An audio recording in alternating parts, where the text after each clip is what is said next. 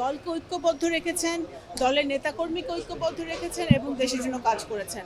এটা আজকে আমাদের একজন ক্ষুদ্র রাজনৈতিক কর্মী হিসেবে এটা আজকে আমার জন্য অত্যন্ত গর্বের বিষয়, কারণ আমি ব্যক্তিগতভাবে আমাদের এই আমাদের মহাসচিব, সম্মানিত মহাসচিব যিনি আজকে আমাদের রাষ্ট্রপতি প্রার্থী, ওনার সাথে আমার ব্যক্তিগতভাবে কাজ করার অনেক সুযোগ হয়েছে এবং আমি নিজেও গর্ববোধ করছি যে আজকে ওনার মতো একজন আমার পিতৃতুল্য একজন ব্যক্তি এবং একজন সম্মানী ব্যক্তি, রাজনৈতিক ব্যক্তি, পলিটিক্যাল একজন মানুষ যিনি দেশকে ভালোবাসেন, দেশের জন্য উনি মুক্তিযুদ্ধ করেছিলেন, মুক্তিযুদ্ধে অংশগ্রহণ করেছিলেন, সেই একজন ব্যক্তি দেশের রাষ্ট্রপতি হিসেবে মনোনয়ন আমরা করতে পেরেছি।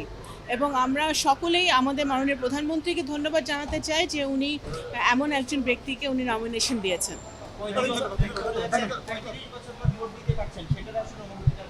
সাংঘাতিক অনুভূতি, কারণ এটা আমি আগেই বলেছি একটি ঐতিহাসিক সময়।